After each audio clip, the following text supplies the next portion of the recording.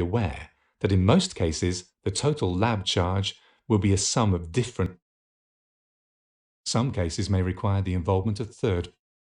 It's critical that there is mutual understanding between clinician and technician regarding workflow and time management. Some laboratories take pre-bookings, so when possible, the clinician should inform the dental lab regarding the details of the case to be sent, including the type of prosthesis and expected times for delivery and insertion.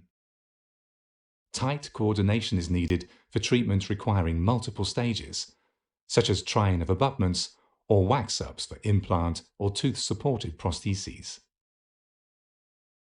Some cases may require the involvement of third parties external to the dental lab, such as milling centers or CAD/CAM facilities.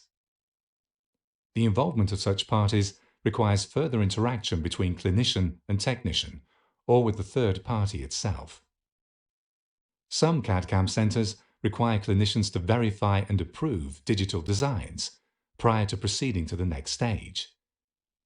It was a specific recommendation of the 5th ITI Consensus Conference that the clinician should play an active role in controlling all CAD/CAM processes and material selection, and should approve the final virtual prosthesis that dictates the abutment or framework design.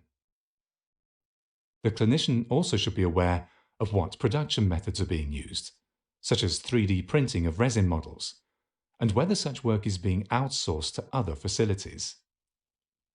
The involvement of third parties may also impact on the time needed for prosthesis fabrication. The technician should be experienced with the implant systems that the clinician and their surgeon use. In addition, it's important that the technician is familiar with the techniques and materials that the clinician may wish to prescribe, such as certain systems of CAD/CAM manufacture that are specific to the implant system. Whilst CAD/CAM providers may claim to produce components that are compatible with multiple implant systems, such components may differ significantly from the original intended implant design and tolerances. The clinician may also have a preference for certain types of alloys. In this clinical image, a high gold alloy has been used as the substrate.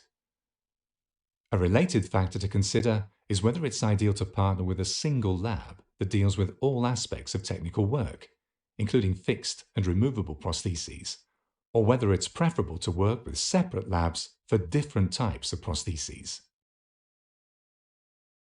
Because the fabrication of implant prostheses is largely an art as well as a science, it's important that the clinician and technician maintain a philosophical convergence regarding the artistic design of prostheses.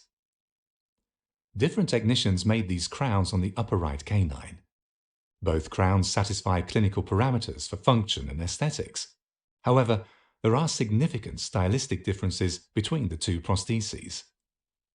These differences may not be entirely resolvable, as they are largely based on each technician's preferences for form and shade. The interaction between clinician and technician involves a financial transaction. Therefore, criteria related to costs play a role in selecting a lab. First, it's important for the clinician to be aware that in most cases, the total lab charge will be a sum of different fees, such as prosthesis fabrication, articulation, metal alloys, and cast preparation. The itemized breakdown of these fees may or may not be shown on the final invoice. Second, the amount to be charged for each component of the definitive prosthesis should be presented to the clinician in a straightforward and unambiguous manner. The lab should also be clear as to whether any surcharges are applied to components that it obtains from the implant manufacturer. Finally, the clinician should be mindful that third-party providers such as milling centers will either bill the dental clinic separately or bill the lab, who will then decide whether to add a surcharge before passing on that cost to the clinic. Ultimately, clinicians should seek to deliver high-quality treatment by utilizing technicians dedicated to producing high-quality prostheses. Laboratories that operate with an emphasis on high production may sacrifice quality. Every clinician should weigh a laboratory's value proposition for his or her patients. In this value proposition, the results, for example, the aesthetics, function, and longevity of the prosthesis, and process quality, such as the required number of appointments and time between procedures, are offset